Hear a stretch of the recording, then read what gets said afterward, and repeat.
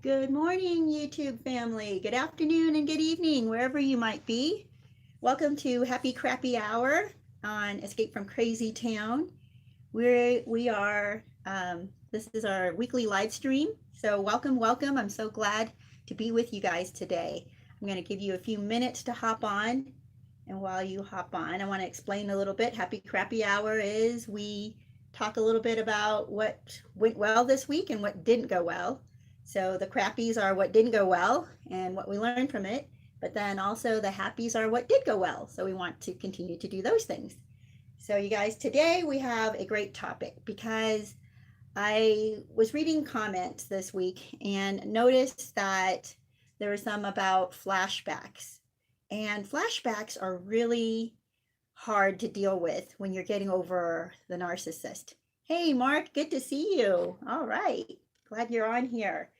So today's topic is going to be about getting breaking the narcissist spell. And that's what it is. It really is a spell that comes over us.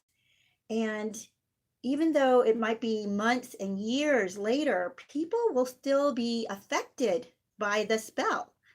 And I wanted to talk about that and address it today because I want to tell you how to get over it, how to get past this, and how to break that spell so that it doesn't interfere with your life anymore.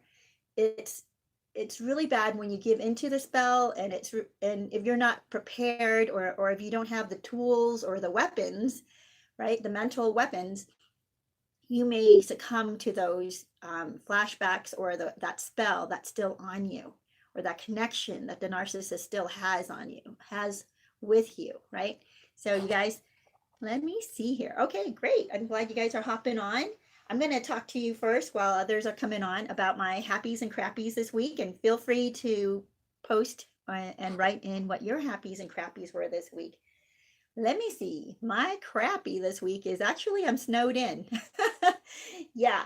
Well, not completely snowed in, but the roads are really icy and yucky today. So I was trying to get a picture of that for you guys because it's really beautiful outside, but the glare from the snow and casts this darkness inside or on the camera. So anyway, my camera cannot compete. But my crappy is that. But then the happy that comes out of that is my husband got a 2 hour delay.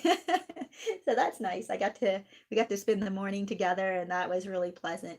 So, even in the midst of something that sets you back or could ruin your day, there are still blessings. So I hope you guys look for that in your own lives when you're thinking about the crappies.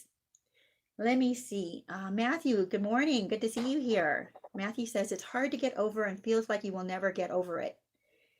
Yes, and that is exactly why I want to talk about it, because I've spoken with people, excuse me, I've spoken with people 5, 6 years later, and they're still suffering from the trauma they had with a narcissist. And those who don't even realize that they were with a narcissist are suffering from the pull, the connection they had with the narcissist, and they're still convinced. Let me think. There was this one guy. I'm trying to remember how long ago it has been now for him. I think it's been 6 or 8 years. It's been quite a long time since he broke up, or they broke up. She broke up with him. And the last time I ran into him, he was still enamored with her. He was still under her spell, still convinced that he is her soulmate. That is how much control she has over him. He has not been able to move on, and he's convinced that they're meant to be together, I guess, at the end of everything, while she's romping around, sleeping with everybody and moving from guy to guy. And she's the person I had spoken about a few times. She's looking for a guy who's got money, who can take care of her, who can give her status and all the trappings that money, I guess, can give her, because that's how she finds her value. It's not good. It's really not good. And this guy is not going to be able to provide that for her. And he doesn't realize that, it really is over. He's still under this spell. Sadly for him, though, he also has toxic issues. He may not be a narcissist, but he's got, well, and he might actually. And we can talk about that too, because there are times I've also interacted with people who display narcissistic characteristics. And until they get their woundings addressed and fixed, they will continue to behave like a narcissist. But those people can actually be cured, the ones who are not a true narcissist.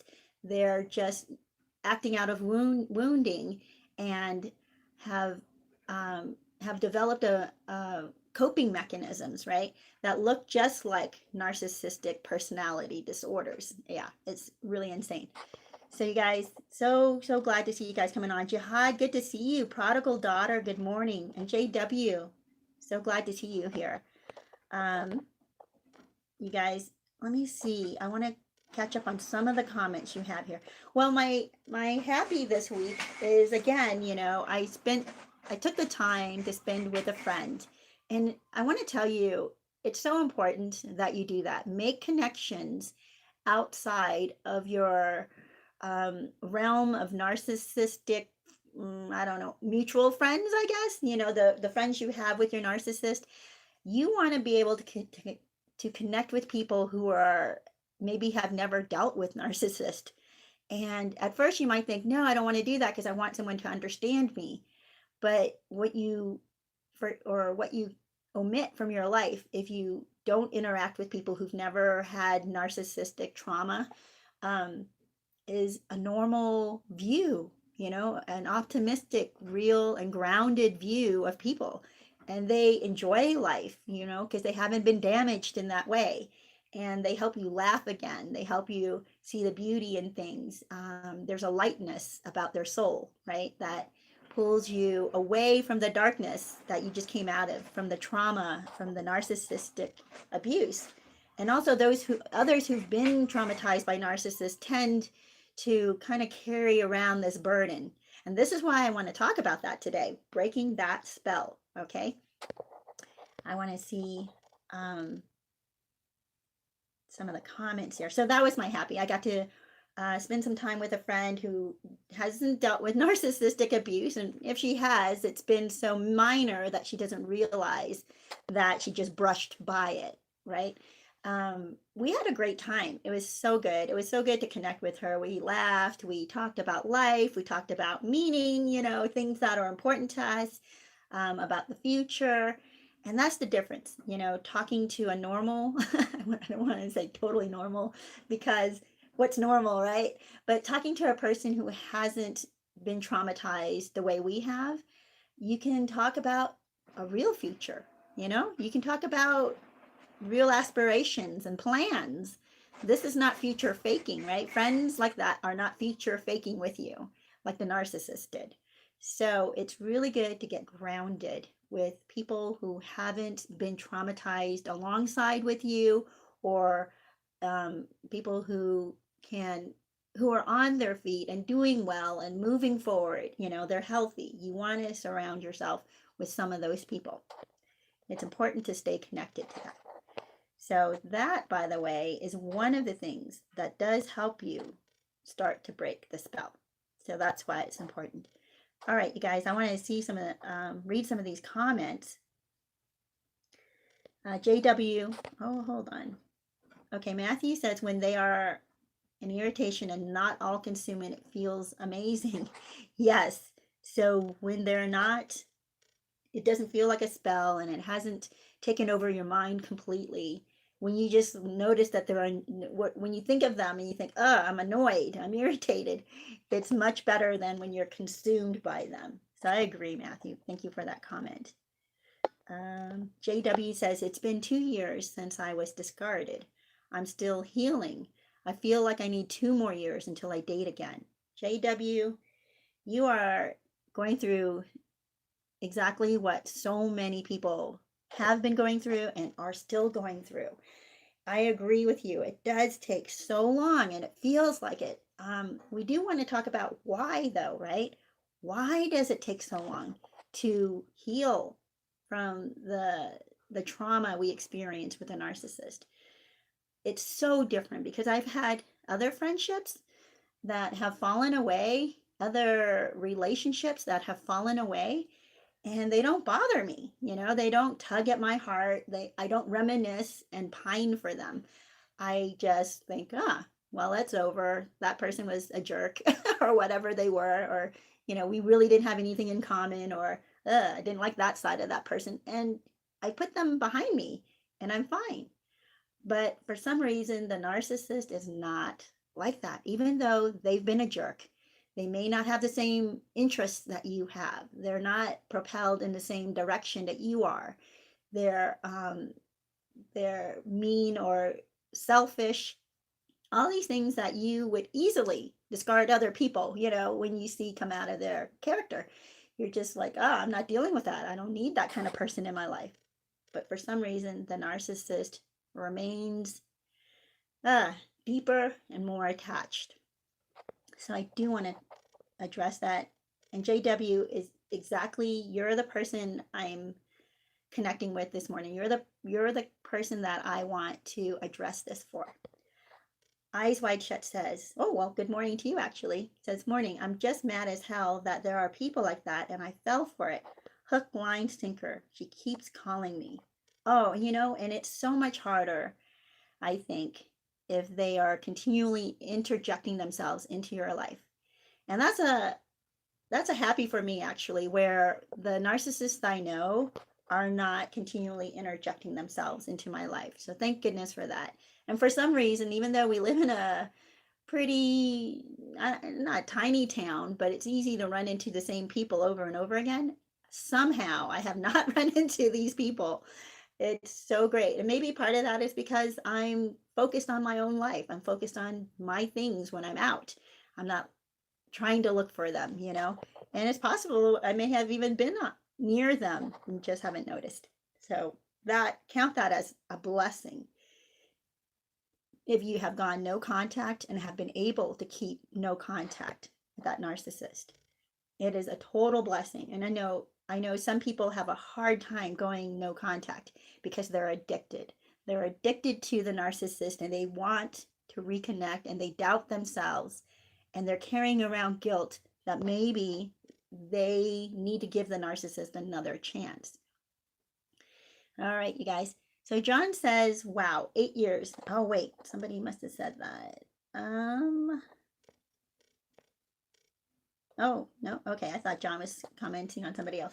8 years, that's horrible. I don't want that to happen to me. Oh, right, because of what I was telling you about the guy I know. I can't remember, I'm trying to remember how far back. It was a long time ago, so that's why I want to say it was 6 to 8 years ago, that this guy, he's still attached to her, to the narcissist, and he's still convinced that they're supposed to be together. I think that even if she got remarried, that he would still think that she will still come back to him. And there is no way, unless he wins the lottery. I guess that's a possibility. And that's kind of sad, right? If this guy, because she's looking for some guy who is mega rich and can take care of her the designer needs, I guess, And in case, if he strikes and wins the lottery, it's possible he could flash that and she would probably come running back to him, is what I'm thinking. She probably would. And my question, though, is that really somebody you want in your life, who's only there to use you, right, for their gain? It's horrible. So how do you break that spell? How do you get past someone who connected themselves so deeply and on a spiritual almost level, right? Some people will even say it's a spiritual level because they talk about these soul connections, right? The narcissist, they convince you that you're connected on a higher level, much deeper, because they'll lie to you. They'll lie to you about how much you have in common during the love bombing, right? They will lie to you and tell you, oh, I do that too. That's my favorite movie also. And they make you believe like, wow, nobody has actually been so similar to me or had such similar likes or was so on target about everything. But they will do that. They'll make it seem like I'm the only one who can connect to you on every single level. And you start to fall for it because they're stroking your ego. They're making you feel wanted. They're paying so much attention to you that nobody else has, such intense attention that you feel like, wow, this must be a soul connection. So first of all, that's the beginning of the spell that they cast on you, right? That is the beginning of it, where they start to latch on to you. You start to believe, and this is where you have control. What you believe. Okay, you guys, what you believe, what you did believe back then was not the truth. And that's really hard for us to accept because we look back and we think, how could I have felt so deeply, so strongly, so connected if that's not real? The reason you felt so strongly and so connected is because it was planted in your head. It was planted in your mind. You were manipulated into believing and feeling and thinking and sensing that they were your other half, that they were your soulmate, that they were the only one who can see you so clearly, right? But here's the deal. If they were that madly in love with you, if they were that so connected to you, why then, months later or weeks later, sometimes just days later, they start tearing you apart? They start telling you all the things they don't like about you. And all the things that you thought you had in common suddenly disappears, right? Suddenly it becomes an annoyance to them, an irritation to them. And they lash out at you for the things they thought were so wonderful and great about you. And suddenly, or they just completely start ignoring you, and they're not fawning over you anymore. Instead, they're fawning over somebody completely new, somebody they don't know anything about. All they see is the outside, and suddenly they act as if this other person is the greatest thing ever. That's what happened with you. They hardly knew you at all, and they convinced themselves that you were their soulmate. And not only that, they convinced you, right? They play this role so well that in that moment, they believe it for themselves. And that's why they're able to move from person to person. They actually create this deceit, this lie for themselves that seems so real that they jump all over it. They accept it. They embrace it, this total lie that they know this person inside out. This person must be my soulmate. This person was sent to me by God or, the universe, or this person was meant to be in my path. And they run with this story, until it just plays out. It's like a child playing an imaginary game, and you get caught in their imagination. You get caught in their imaginary game. And the child cannot distinguish between reality and fantasy. They pull you into their fantasy because they believe it's a reality. They believe it so much that it's a reality that they pull you into it. And this is that spell that we have a hard time breaking, because we think back and we're like, wow, I've never connected so much with another person. But, when you realize what that was, it was just a fantasy. You have to start dissecting it from the lens of seeing it now as a fantasy. And I'm going to go into a few more other points here about this spell. But first, I want to go into some of the comments here. I want to answer some of your questions. Matthew says, forgive yourself, forgive yourself. Yes. Yes. Because, you come out of it, and I saw this too. I've been seeing this in the comments where people are beating themselves up and they're disgusted and angry at themselves for falling, right? Falling for it, falling for that fantasy, falling for the ruse, falling for the lies, the manipulation, the building up, right? They pet your ego. They tell you how wonderful and amazing and how nobody is as perfect as you are. By the way, nobody's perfect, okay? And you might feel like a total dummy for believing it, right? Like I was so stupid that I would believe that I'm perfect in somebody's eyes. Well, you know what? Then so is most of the world. I think that most people want to believe that, and that's okay. That you need that in your heart. You need that attention. You need that affirmation. That's okay. Now, don't beat yourself up. Excuse me. Don't beat yourself up though, because somebody actually drew you in. Now that you know better, you're going to do better. Now that you are on this other side, even though it might be really painful and you're still going through that extraction phase, that breaking the spell phase, and that phase may last a few years, which is, I want to make it faster for you guys. I really want it to go faster for you guys. And the way we make it faster, the way we break that spell faster, um, is by being real, being truthful with ourselves, but not being harsh, right? Not being mean to yourself. Don't blame yourself. Don't get mad at yourself. Don't put yourself down. Just look at the reality. Just look at the truth. Go back and look at the experience that you had and write out the truth. Like you might want to write out a list, okay, for two sides. One side is the fantasy and the other side is reality. Okay, so you might write an example of what happened in your relationship, say an anniversary date or trip, or a time you were passionate with each other. Write down the fantasy side of it, like what it seemed like, and then write out the reality of what actually happened, because sometimes we tuck away the embarrassing, the rude, the insulting part of that experience that the narcissist brought to it.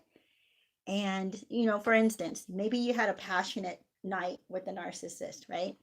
And then at some point or at the end that narcissist might have thanked you for the booty call, and you're like, what? I didn't know it was a booty call. I thought this was us being passionate with each other.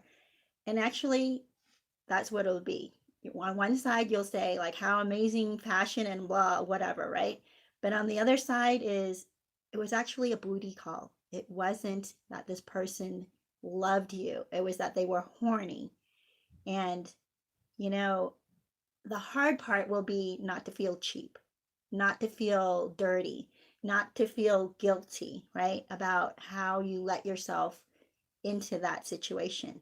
Um, but forgive yourself. I really appreciate you, Matthew, saying that. Forgive yourself, because it's okay. You made it out. You're okay. You were in it for the right reasons. Okay. So forgive yourself. That passion from you was real. Okay.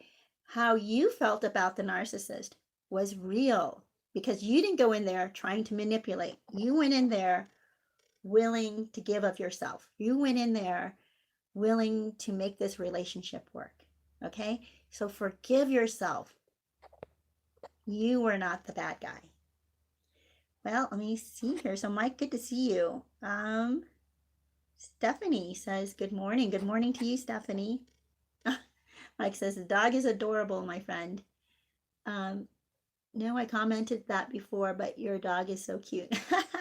Thank you. I love my dog. I recommended that to people before too, especially if you're isolated after your abuse with a narcissist and you feel like you're so alone and nobody believes you because the narcissist is so popular. I actually answered another comment this week about that, where somebody said, a viewer said that she is not going to expose the narcissist or try to unmask the narcissist because her ex was so popular and so charming. People just love him so much that she just pulled away, after the discard, because she knew if she tried to, she just felt like she couldn't unmask him. Like she could try. And my advice to her was that she was doing the right thing by not trying to unmask him amongst those types of people, because he already has endeared himself to them. So they're going to believe him before they'll believe her. And he's already smearing her and making it out to be that he was the victim in their relationship, even though he's already moved on. You know, he's with somebody else now. And you're going to run into that. And it's going to feel like life is so unfair. And people are so horrible, right? That they would agree with I hate to say evil, but yeah, you know, they would agree with evil rather than seek the good. They would agree with lies rather than discover the truth. And it seems like, oh my gosh, life is so unfair. And you pull away and you're isolated. And the whole reason I'm talking about this is because a good way to switch that around is if you have a pet. I'm telling you, if you can have a pet, a cat or a dog that likes to snuggle, maybe cats don't like to snuggle so much, but some do, which is awesome. It brings about so much healing because it gives you the affection, it gives you endorphins, the good endorphins, right? Um, Whenever I'm with my puppy, I love it because being with him makes me feel so good. Yeah, it just gives me a feeling of love and affection that then it kind of is weird because it's like a blanket that comes over the hard, harsh pain and trauma of isolation and discard and abandonment that you feel or felt, right? Coming out of the trauma, you're going to feel that. But being with a pet just makes it just soothes you, makes you feel like I love this pet. It brings you out of it, brings you out of that negativity. So sorry, you guys kind of went off on that, but I do recommend pets. I just love them so much. Um, RB says I can't get rid of the narc. I'm not coping. I have kids with mine. I feel my life is ruined. Oh, yeah, you know, Barbie, your life is not ruined, but I understand why you feel that way. I think whether you have kids or not with a narcissist, people have felt like their life is ruined, that they're damaged forever, and that they're never going to heal. And so many people have been on this channel, have expressed that they just cannot get past this trauma, this pain. And so you're not alone. I want to let you know that you're not alone. And as far as having children with them, know that this is just, I mean, it's a long season, okay? It's many years, but it's just a season where you have to be connected with them, especially if the child is young and you're sharing custody. But once the child gets older and wants to, or maybe not want to, go and visit their father, right? Their ex, your ex. I'm not sure if you're a man or a woman, but that if your children get to a certain age and they decide they don't want interaction with your ex anymore, that will help you, right? This season will be cut shorter. But say they continue to want to have a relationship with your ex, yeah, it's going to play itself out, and you're going to be able to continue though with your life. You're going to have to compartmentalize. I know I've mentioned this before in different videos, but compartmentalizing can really help you to deal with the narcissist because you have to put on a different face when you're dealing with them. And then when you're away from them, you have to be able to close that door, put that face away, right? And look towards a different side of your life. You have to go on with better and bigger things in your life. And like I was saying at the beginning, how I have friends and I get together with them regularly, different friends from different circles in my life.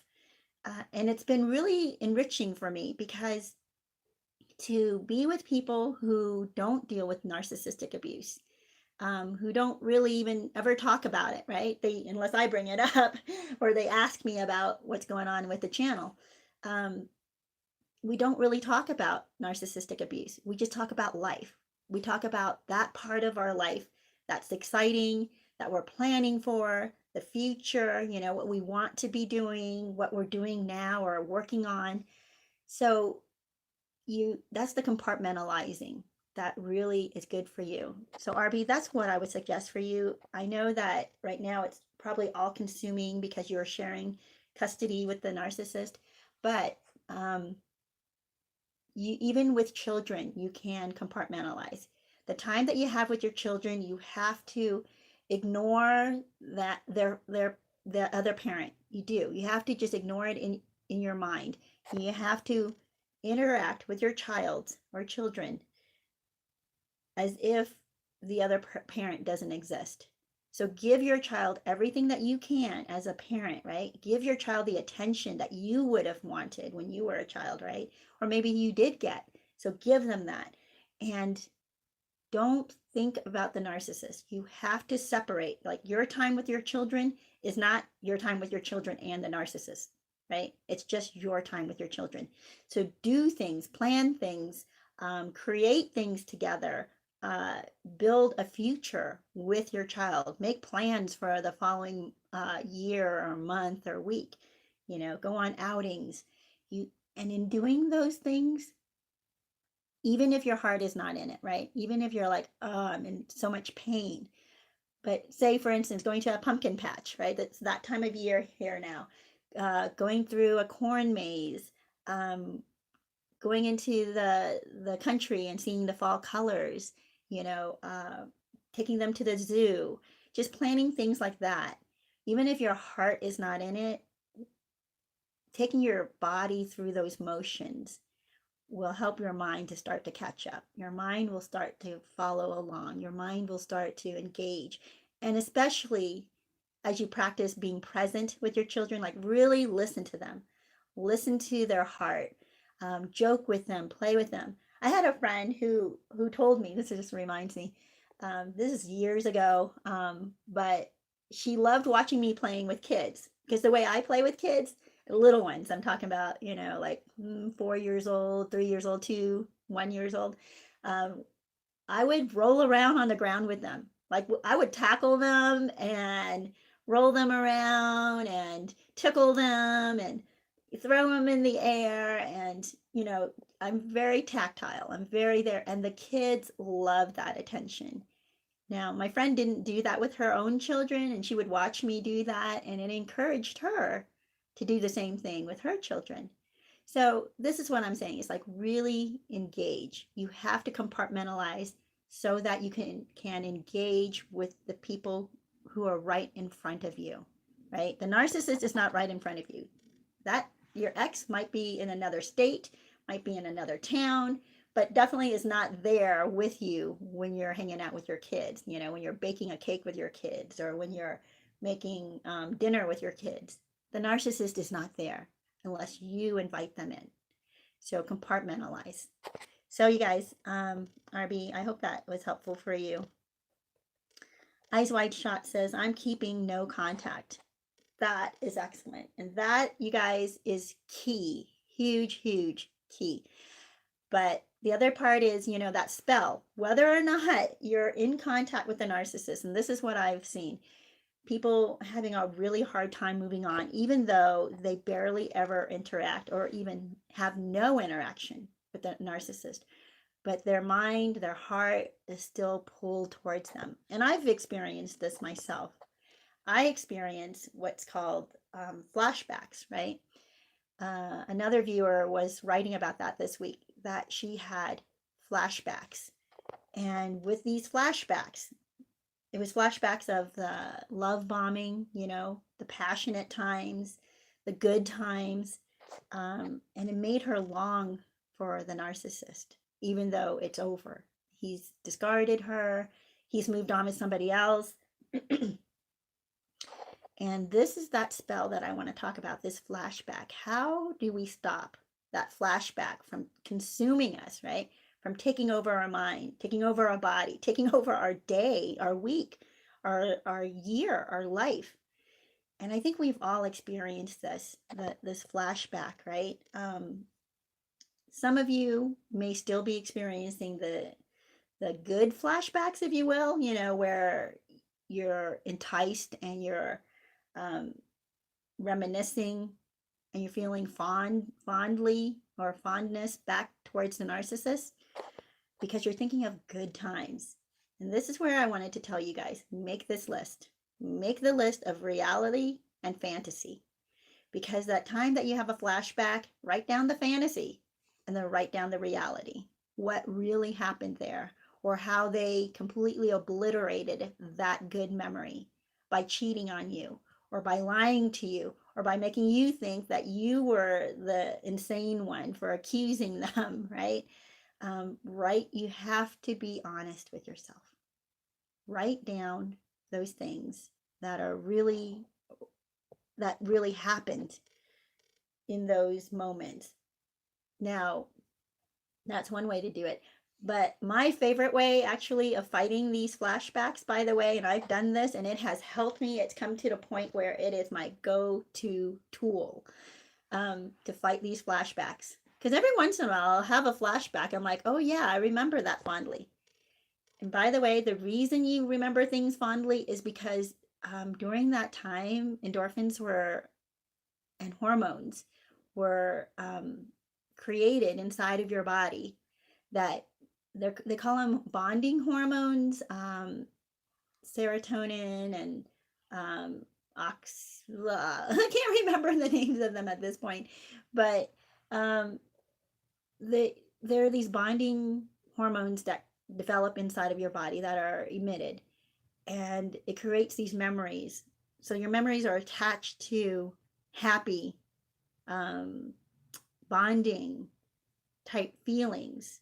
So that's why you have those memories. Now, what you do though, here's the tool. You make a list. And I'm not talking about the fantasy list and reality list.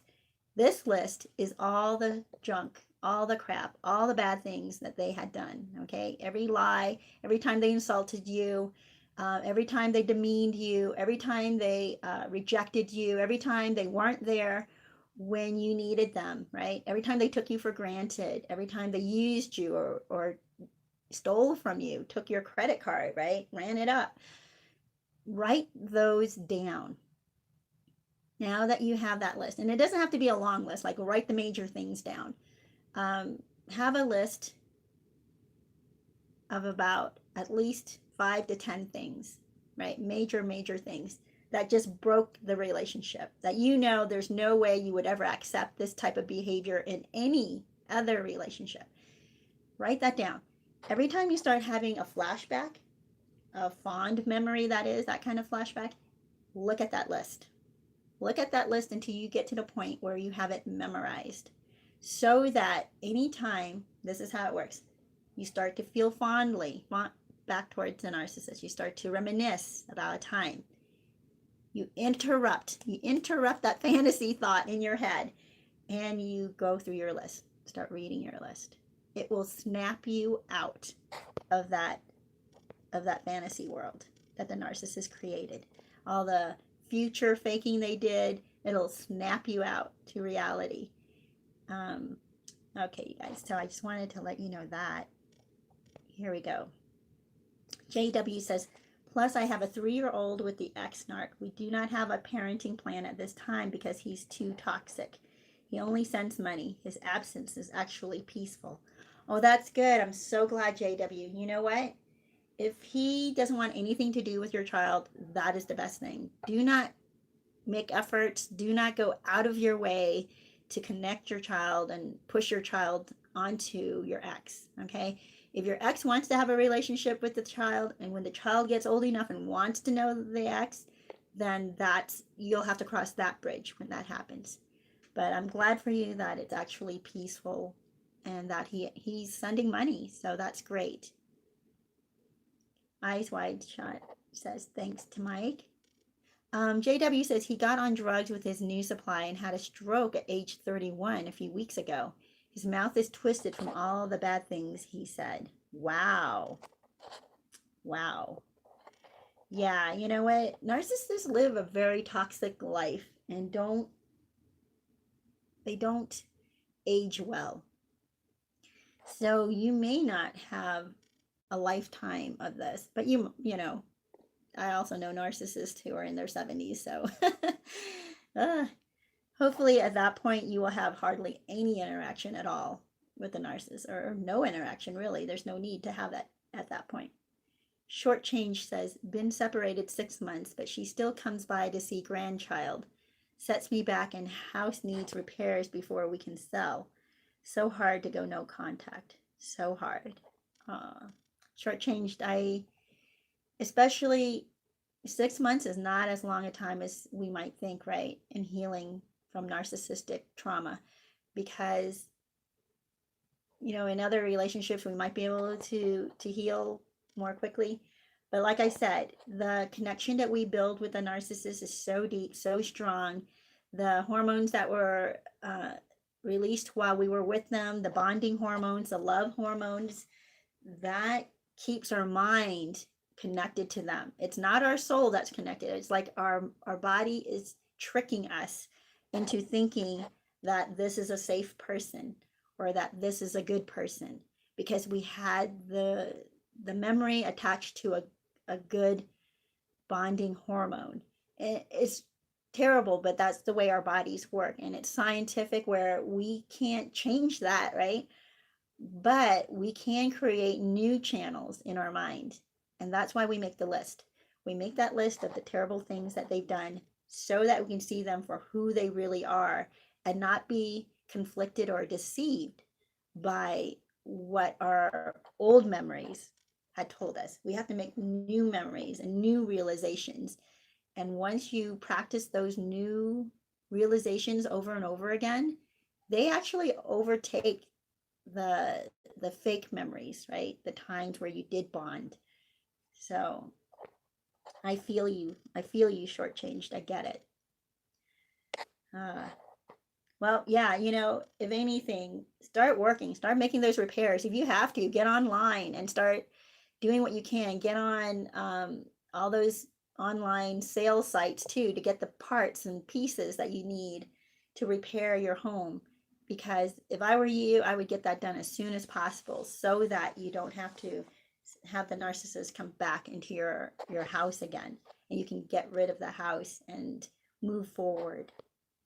Matthew says, RB, I have 2 kids with my ex-narc. Yes, it makes it harder, but I think I'm here to give my kids enlightenment and a balance, that there is difference and that there is a difference. And later, the narc behavior is not acceptable.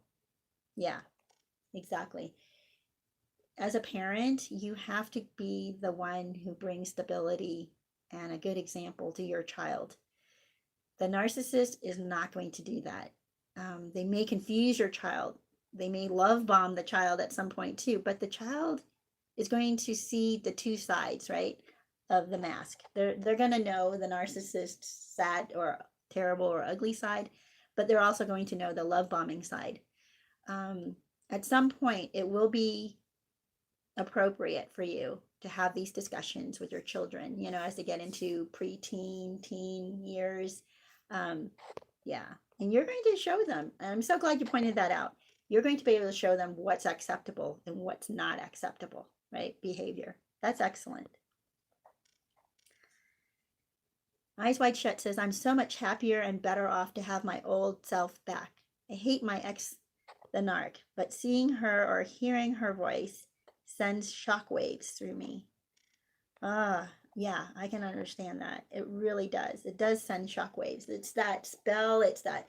Now that's the other side, right? Flashbacks aren't necessarily always the positive ones, or I don't know, they're positive. They were fake, right? Fake positive ones. They could also be the very negative, the traumatic ones. And a lot of times people will attribute that or label that as CPTSD, right? Complex post-traumatic stress disorder, where it does send a shockwave through you. It triggers you, brings back really horrible memories of pain that you had to go through in order to heal. So in order to take care of that, that's not so much a spell as it is the PTSD or CPTSD. And you're going to have to figure out how to put that also in perspective, the trauma that you went through. And again, part of that healing will come from spending time with other healthy minded people, building life together, till it gets to the point where your focus is no longer on the narcissist. Your focus is going to be on this newer life that you have, the new life, the new relationships, the new friendships, the new future that you've started building. Your focus, once your focus becomes that, the other stuff with the narcissist will start to get softer and quieter and practically disappear. I don't know that it ever completely disappears. So I'm sorry to say this, I don't know that it ever completely disappears any more than any of your other memories completely disappear, right? It might get to the point where you just don't think about it hardly at all, like some of your memories. Might get to a time where you don't think about it for years until somebody brings up something and you're like, oh my gosh, I forgot about that. That time I had with the narcissist. But by that time, it's going to be so far removed that it's not going to have the same effect. It may try to have that effect, that spell may try to latch itself back onto you, right? The old feelings of comfort and connection might try to connect with you again, but at that point, you're not going to feel it. You're going to be like, no, I don't feel that connection with them. Oh, there's so many comments here I want to address. But I want to tell you a story about a friend of mine who is divorced from her first husband. I'm trying to remember how long. Okay, they've been divorced for over 20 years. And she still sees him, though, at family reunions type stuff. When there's a funeral, for instance, or because she still shares grandchildren with him, right? They have I think they have a couple of children, 2 children, and then they have grandchildren from them. So she does see him at family gatherings, maybe once, maybe twice a year. Well, it's been 20 years, over 20 years. And she's told me how when she's in the same room with him, I mean, she can handle it. She's fine. Things are fine. They're kind of, they're cordial with each other, even somewhat friendly, but not really overly friendly. He's married, she's married, they've both separated and had their separate lives, and she has another child now, right, with her second husband. So she has that life as well. But when she gets around her ex, she says it's amazing to her that 2 people, she and her ex, had been so close that they were married and, of course, madly in love and all that, and had children together, shared so much life together. I think they met when they were teenagers, so in high school, so they known each other a long, long time, and yet have no feeling of connection now. She's like, it's amazing that 2 people could have that intense connection, and then not suddenly, but now she doesn't feel anything. She doesn't feel any of that drawback towards him, any longing. She looks back and she accepts her part of it now. I mean, for a long time, she blamed him. But now she sees, like, okay, there were things about her that needed to change, things about her that needed to grow up. One of the things that she said to me, which I thought was really, I don't know, so enlightening, and I was so appreciative that she shared, was that she thought she was unhappy. She thought that he was this is not a case of narcissistic abuse, you guys, okay? This is a different case. But even in these cases, there are times that we may have misbehaved while we were with the narcissist, right? We probably were not at our shining best when we were with the narcissist. And after it's over, and it may take a few years, it probably took her 10, 15 years before she could look back and examine herself. And what she discovered was there were things in her that were off, things that needed to be healed, perspectives that were wrong. She had a wrong perspective on life. She had a wrong perspective on expectations of other people. She had the wrong expectation of what she deserved, right? And then she didn't even have the right, or she had the wrong realization, or how do you say this? Her reality was not what it wasn't real, right? She thought it was terrible, and the relationship wasn't good, and they couldn't get over it, or she She took him for granted. I'm not saying this is the case with the narcissist, but for her in a regular relationship, right? She found things in herself that she needed to change and needed to alter, because taking that now forward into her future would only damage her more. Once she was able to accept the things that she needs to change, and we need to do that too in the relationship we have with the narcissist. Say, I know there are people who have become like the narcissist, depending on how long you were with yours, right? People who've been married to one for 10, 20, 25 years, 30 years, they may have taken on some of the characteristics of the narcissist. They may have started to hide their feelings. They may have started to engage in angry outbursts with the narcissist, right? Fighting fire with fire. These are things that they will have to go back and change and realize, like, this is not the part of me that I want to keep and move forward with. This is a part of me that needs to change so that I can have a healthier life. And when you do that, you also break the spell. You know, the guilt, the shame, the disgust you might feel towards yourself, the doubt you have of, am I the narcissist? That will start to heal when you start to change, when you start to modify your behavior. And it takes you being real, though, with yourself, right? Before you can acknowledge the things that you have to change about yourself, things that you might have taken on. Then there's the other side too, where you're so wounded or traumatized that you're not the happy, optimistic, fun person that you once were. So those are changes too that you want to do, you want to make in your life. Well, you guys, let me see. I have lots of comments here. Eyes Wide Shut says, I have her blocked on my cell phone, but she leaves messages. I don't know why you're mad at me, blah, blah, blah. Ugh, okay. Well, in those cases, you might have to just say, look, I'm not mad. I just need my space. And leave it at that. And you know what? Oh my gosh, the covert narcissist will keep chipping away at you with guilt.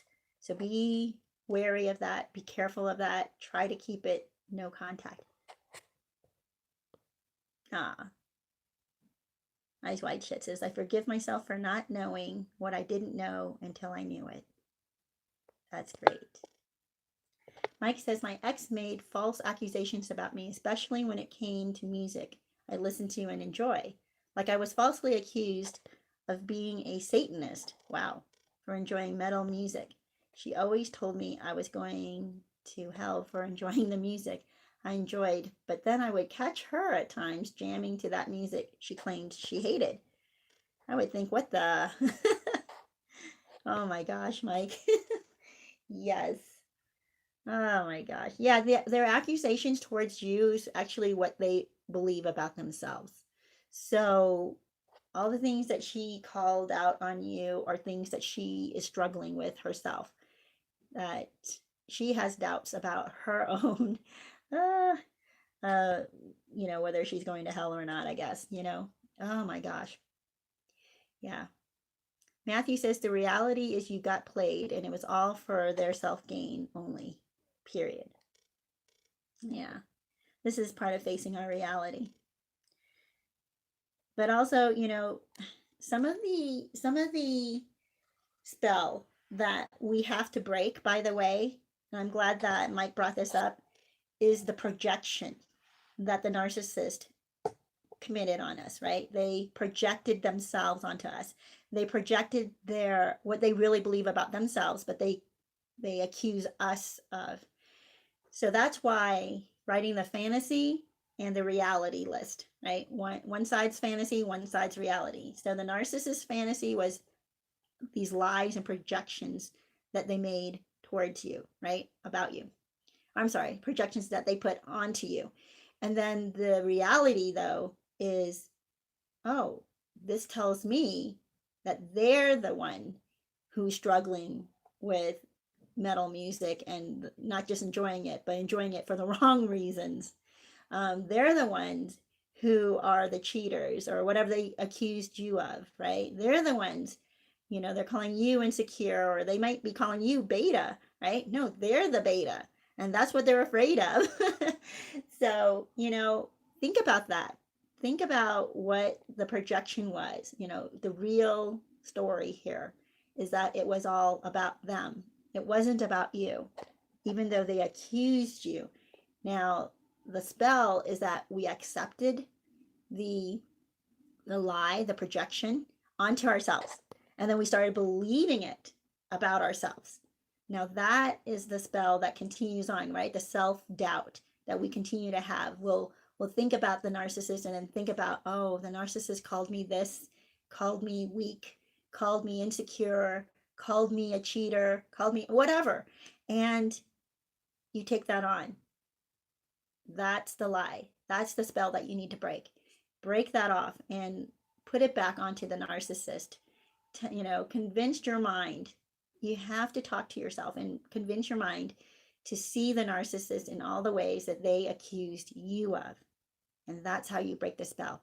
And by the way, when you start to hear the narcissist, or if you do run into the narcissist, or when you think about the narcissist, instead of triggering longing feelings for them, you'll start to feel like, oh my gosh, I'm repelled by this person. Now that you see them, for all the projection that they put onto you, you see it on them, right? The loser, or the out of control, the insane, the cheater, the liar. You see them for all the things they called you. And that will repel you from wanting them back or having any fond feelings back towards them. Oh my gosh. Yeah. So you guys, these are really great comments, and I'm glad you're contributing what your experiences are, because it totally goes along with our topic today. Danny, so good to see you. Says, so true. I pushed out all of the negative for so long until today, rereading old messages between us, and I'm grossed out. Totally booty calls. Yes, Danny, right? Oh my gosh, you guys. In case you missed it earlier on, I was talking about when you're reminiscing about those passionate nights, right? Even in those times that you thought was so beautiful, so amazing, there were moments that the narcissist indicated the truth, right? They were these red flags, these signals, and we downplayed them because we wanted to believe that night of passion was true love and true giving between two people. Say at the end of the night, they indicate to you like, thanks for the booty call, you're like, what? So that's what Danny's alluding to. Something that happened to her that she she realizes now was not passion in a way that love calls out passion. It was just horniness, right, from the narcissist. But we gave it a label of passion and love, where the reality or the truth was, it was just them being horny. And we have to break that spell in our head, that image in our head, that definition in our head, that labeled that night of passion as love. It wasn't love. And it's okay if you're real with yourself. Don't be so mad at yourself for having made a booty call. Don't be so mad at yourself for having fallen for that. You were there for the right reasons. That's what I was trying to say before. You were there for the right reasons. You were there because you were in love. You were there because you wanted to do something special or good for the narcissist. You were there as a giving partner, but they were not. They were there to receive and take from you. So yeah, forgive yourself. Prodigal daughter, good to see you. Says, sometimes we perpetuate the fantasy ourselves. For me anyway, I can't say I was completely tricked. I just didn't accept the reality and wanted to see only the best and the potential. Yes, thank you so much. We perpetuate that fantasy because we want to believe the best, right? We want to ignore the telltale signs that this does not mean to the narcissist what it means to me. This is not as important to them, even though they're the ones calling you their soulmate, even though they're the ones telling you they want to build a future with you, even though they're telling you that you're the love of their life, you know. Um, that's why it's so easy then for us to perpetuate the fantasy, right? Because we believed it. We believed their manipulation. So don't be so hard on yourself.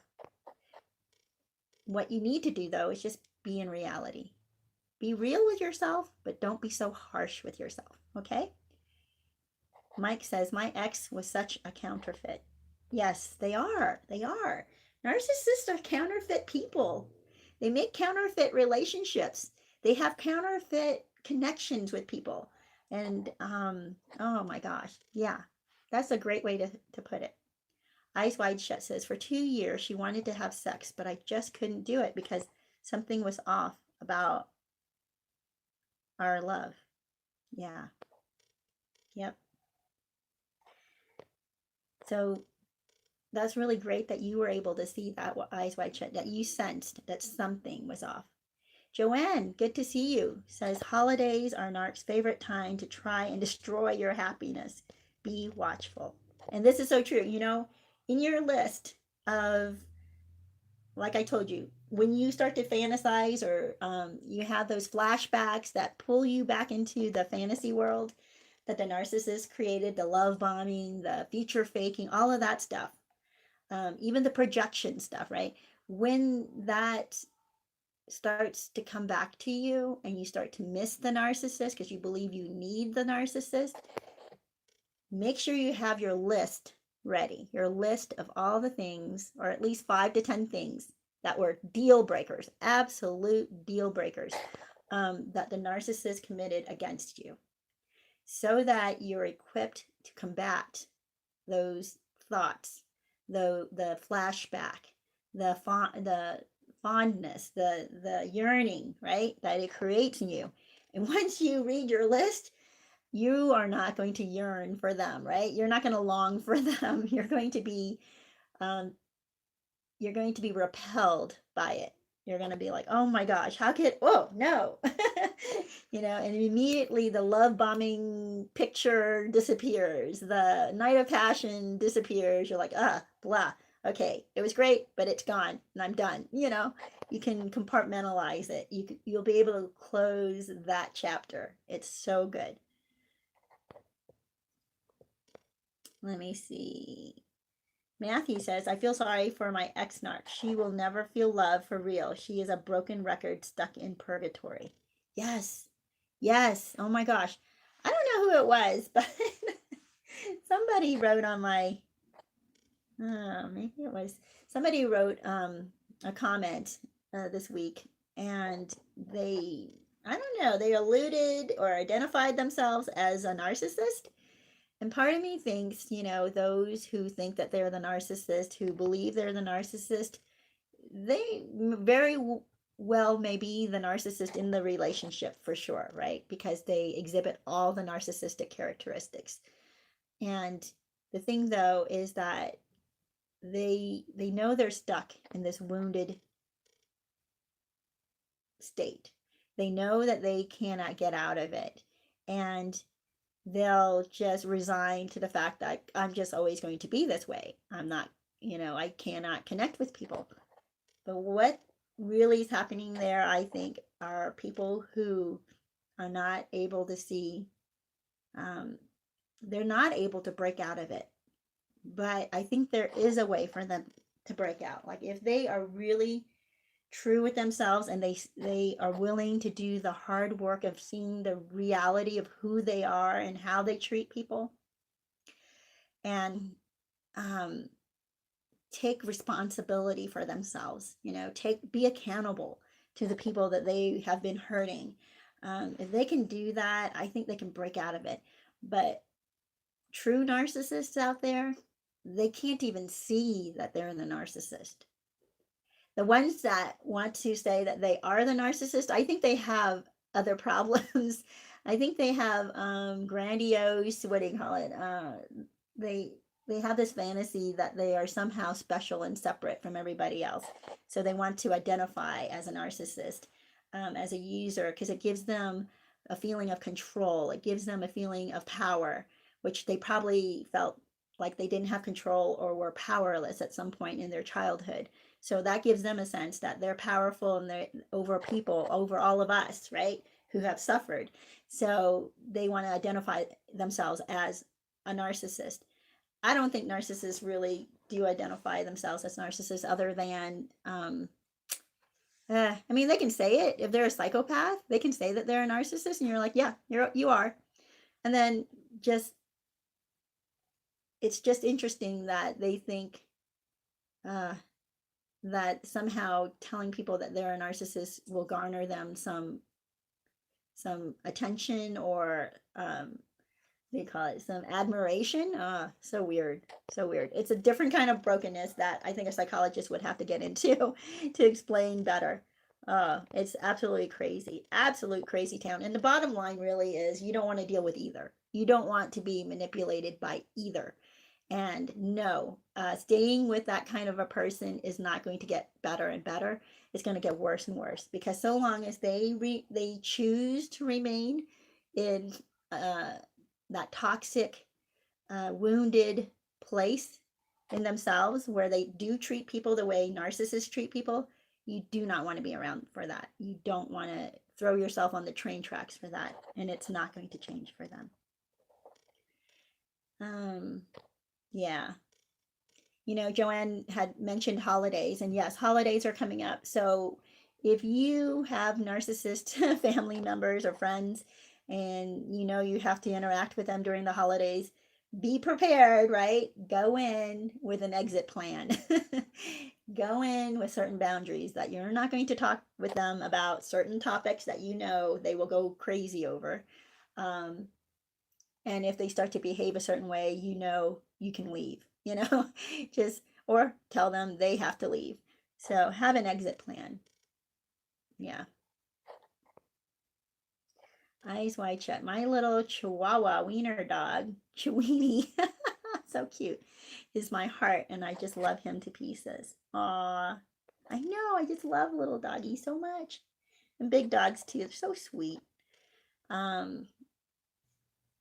Oh, Obi-Wan, good to see you. Says, I'm late, just got done exercising. All right, good for you. That's a total awesome thing to do, by the way, you guys. You know, if you want to break this spell and that flashback stuff, work on yourself. Focus on yourself. The more healthy and strong you become, the weaker the narcissist in your mind, that remains in your mind, becomes. So I'm really glad you're doing that. Eyes wide shut said, we were holding our breath, Obi-Wan. LOL. Obi-Wan says, listen to her. I destroyed half my life dealing with these losers because I knew nothing about zero contact. Aw, yeah. You have to go zero contact. If you can, do that.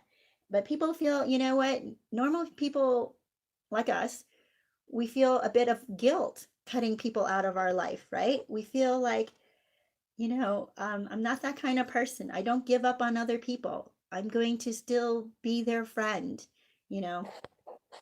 And I'm telling you, you don't have to. You have a choice. This is your life. Now, yeah, don't be hateful and mean and whatever, you know, smearing them, but just go no contact. There are enough people in this world that can help them if they really needed help. And you are not the one who's here to save them, because with you, they have taken the stance or the position of abuser. And they're not going to stop abusing so long as you enable that, so long as you allow them access to you. So it's like you have to cut off access to them, because you don't want to give them any more supply, right? To make them continue their abuse. Yeah. So Mike says, going through isolation right now, unfortunately. My ex wasn't near as popular till she met me and stole my identity and friends. But I know one day, if not now, eventually, her mask will slip. Yes, yes. And I'm sorry, Mike, that you're going through isolation. But I'm so glad that you're here. This is why I do this channel, because I want you guys to know you belong here, and I see you. There are other viewers here that see you, and we appreciate you showing up and interacting with us and being a part of this group. I so appreciate that. Matthew says, when I pick up my kids, I don't even look at my ex-narc. She doesn't exist. There you go. That works too, you know, until things change, until you're able to, and you may never be able to interact with them, you know, and if that's the case, then so be it. It's okay. It's okay. If there is a way, you know, a time where you can interact and just have pleasantries and then be done, that would be great. But I don't think with an ex you can. I just don't. I'm sorry, an ex-narc. You just can't, because a narcissist will twist anything you do into something nefarious. They're going to twist it into something evil, some bad intent, right, that you had, even if you did something nice for them. So no contact, no eye contact. You know what? You don't need to be mean, but you don't need to interact either, right? Mike says, one of my favorite sayings is, what goes around comes back around. Karma. Yes, karma. That saying gives me hope that one day the narc's little empire will crumble down one day eventually. You know what? Even if you can't see that it's crumbling, it actually is crumbling. They do not have the connections that you think they might have. I did a couple of videos on the Narcissist Flying Monkeys and fan club, and I'll post it here. I'll put it in the little eye circle icon to the right top after this video uploads. Those other videos that I had made where I talk about their flying monkeys. By the way, their flying monkeys and their fan clubs get used. They do. They get used and played, and a lot of them fall away and then new ones come in. Oh my gosh. But the crazy deal is it may not be as close or as healthy a connection as you might think. All right. It could be extremely toxic. And those are the people that still tolerate the narcissist and who will still surround the narcissist. And you might think like, oh, they have this empire. They have this group of people who adore them and accept them, except for that group of people really don't adore them, doesn't adore them. That group of people actually probably are using the narcissist for their own benefit. And they're sick and tired of the narcissist games too. But they stick around because nobody else deals with them. Nobody else wants to deal with them. It's their own little club, and it's very toxic within that club. You're not missing anything. That's what I'm trying to let you know. You're not missing anything. So even if you don't see it crumble, just know that inside of there is so dark and negative and toxic that you are so lucky to not be in it. Yeah. You're lucky not to be trapped in it. These people are trapped. They're trapped because they have their own shortcomings, their own insecurities, their own woundings that keep them connected to the narcissist. Ugh, it's really, really sad. Charlotte says, my ex-narc moved into his ex-wife's house with her new husband. Wow. And said he'll stay for 3 weeks. It's been 5 months and they are at their wits' end. Oh my gosh. Oh my gosh. I cannot even, imagine what was going on in there. Obi-Wan says, my favorite song is Red Hot Chili Peppers. Could have lied. Oh, I think you shared that with me before. Yeah, that was, ooh. I gotta look at the lyrics again to remind myself. Mike says, narcissists are liars and Red Hot Chili Peppers are a great band from California. Myra, good to see you. Says, yeah, I'm getting echos. They give me panic attacks.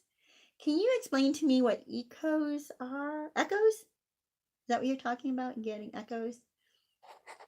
Yeah. The panic attacks. Yes. Oh, you know what? Okay. I don't know that you're religious or spiritual or anything like that, but for me, sometimes I have a scripture that I'll look at that just reminds me and grounds me. Just getting into scripture or proverbs, it helps me to see truth and wisdom, and it calms my anxiety if I start to feel a panic attack. Okay, I would recommend that to you. And if you're not religious or in any way, look up books of proverbs or wisdom. Look up, have them ready. Have little sheets or well, why can't I think of the word? Sticky pads or something like, right? Sticky notes that you can write to yourself and post on your mirror or at your desk, in your purse, so that you can look at it and it'll pull you out of that panic attack. It will bring you back to calm. And remember, I don't know if this will help, but think about karma. Like karma comes around. You have to trust that what goes around will come around, and you don't have to do anything. You don't have to do anything to make that happen. Yep.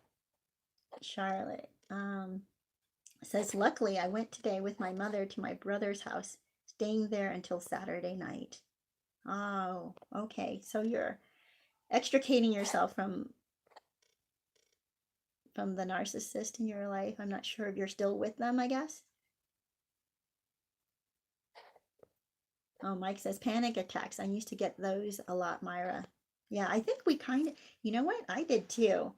And every now and again I do. And part of that is because of the insecurity that was put inside of us to doubt our own, to doubt ourselves, to not be able to trust our own instincts.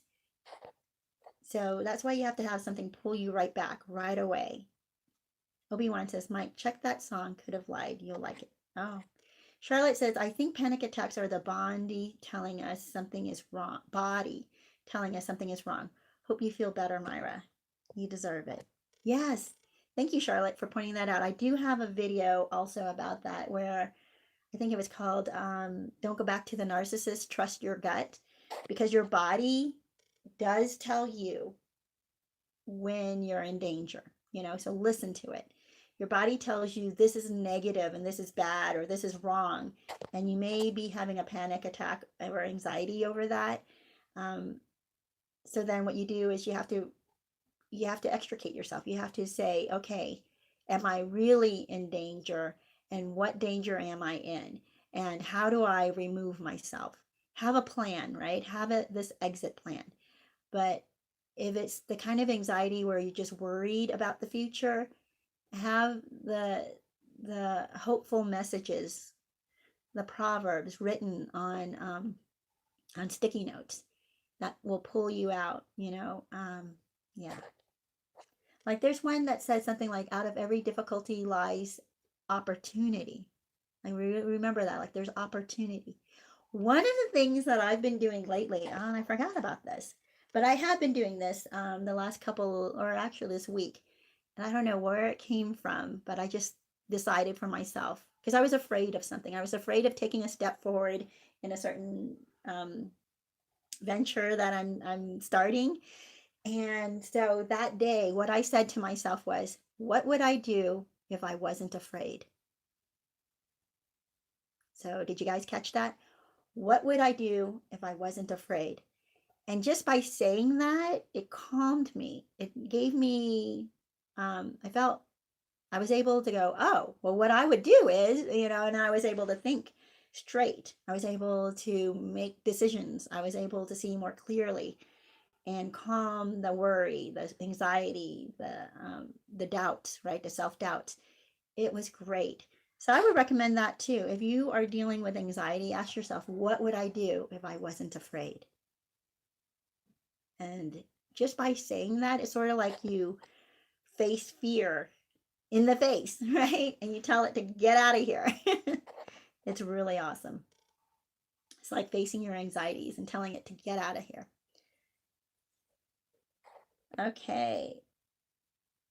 Amira says, now I realize WTF that is I feel numb. The flashbacks are not real. I get this. Oh, that's great. Oh, thank you. Oxytocin. That's what I was thinking, but then I thought, thank you. Is the hormone that's released. I think it's the bonding hormone or the love hormone. Obi-Wan says, for sure, but that song started my healing. Oh, okay.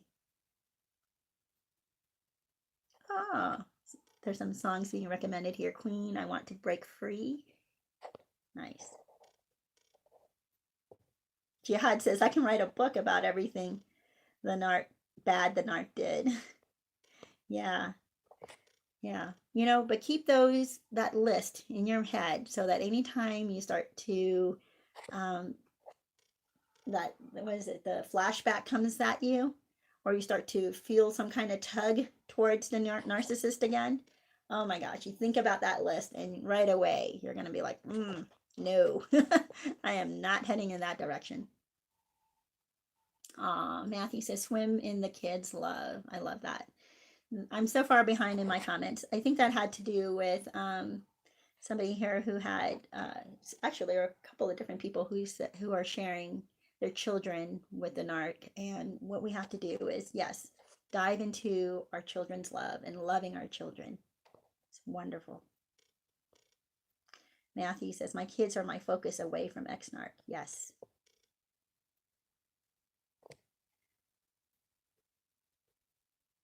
Yeah.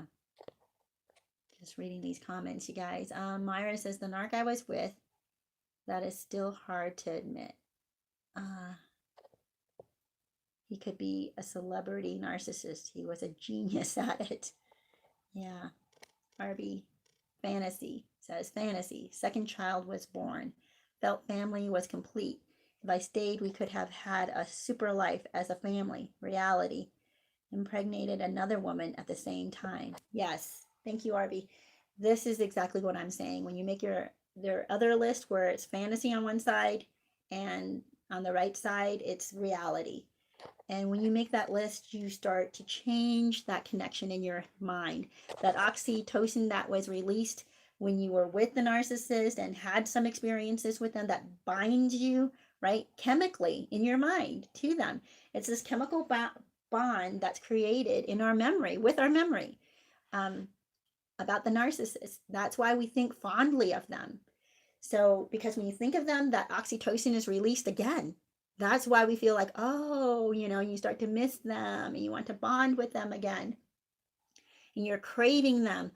That's the hormones that was attached to that memory of them. So what you do is you write down that list of fantasy, and on the right side, you write the reality. And when you go through that list over and over and over again until you have it memorized, you'll start breaking that connection. You start breaking that spell. Oh my gosh, it is a spell. It is a total, and it feels like a spell. Like you don't know how to control it because it controls your body. Our hormones control us, whether we want to admit it or not. It deceives our mind into thinking, we're in pain or not in pain, or in love or not in love. So we have to take control of that by bringing reality into our brain. And by doing that, you do it on a piece of paper. Oh my gosh, you guys, it is so powerful. Myra says, is anyone at the early stages of trying to get over them? Harvey says, me. Yeah. Obi-Wan says, I'm pretty much healed thanks to these channels. Yay! And I'm so glad that you come back, Obi. I think that it's really a good thing for us to continue on, because we continue on with these relationships because we watch each other heal. We have others that come on that are at the very beginning and we can help them as well.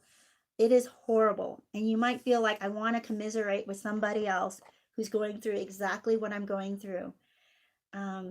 We understand. We understand where your heart is. We understand, Myra, that the pain, and RB, that the pain is fresh and the connection is strong.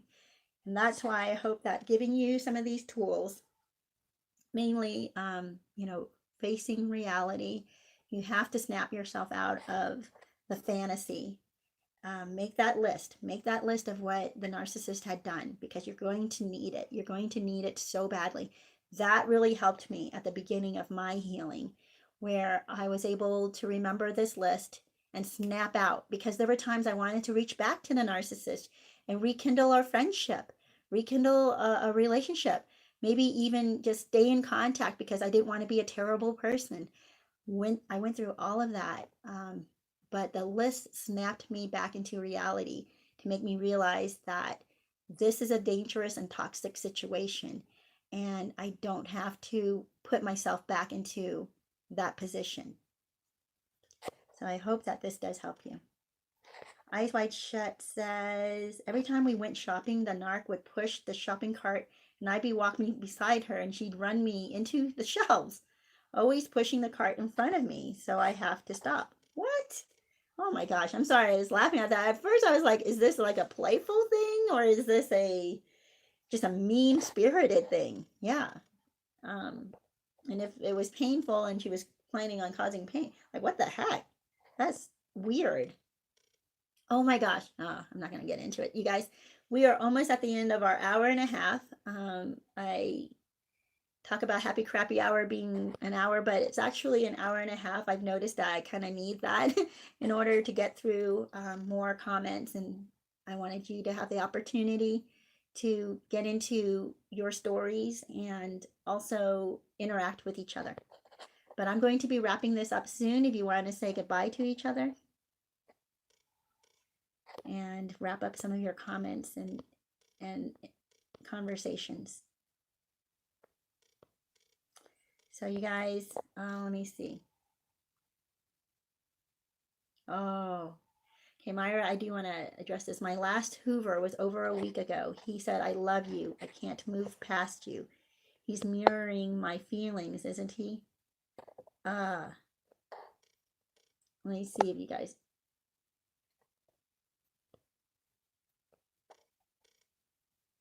Mike says, I feel you, Myra. That's my narc's favorite go-to word. Oh, yeah. Myra says, Mike, I believe he's moved on because he's being vague and not seen him in ages.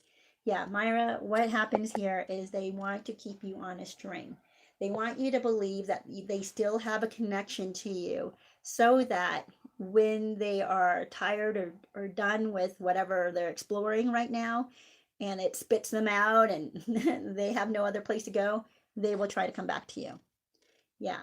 So be careful of that. Make that list. Make a list of all the things that he has done to you that are, complete deal breakers in relationships. And keep that list in mind when he sends you messages like this, because it will break the spell. It'll break the deceit, the manipulation. It'll bring you back to reality. Yeah, Mike says, narcissists and sociopaths always saying, I love you, and never meaning to hurt us, but we know they did. Yeah. Charlotte says, stay strong, Myra. You got this. He won't change, and you're better off without him. Exactly. They don't change. And they know how to use words. That's the thing. They know that words work, right? They know that our weakness is listening to sweet, honey-filled words. So, Myra, you are at the very beginning of this. You have to stay no contact. Yeah, you said he was on coke, pills, pot, etc. He lives getting high. Falling in love is just another high for him. Oh my gosh, not even just another high. It's supply for him. It's a way for him to get somebody to go down that trail of destruction. And if he cared about you, he would not, he would not want to pull you into that trail of destruction along with him. Mike says, also starting to believe he just wants me in his life to serve him. Yep. You guys, thank you so much. I do have to get going. I have to go help a friend get to an interview. Gotta pick her up and take her. So I appreciate you coming on. Kashmir, oh, good to see you.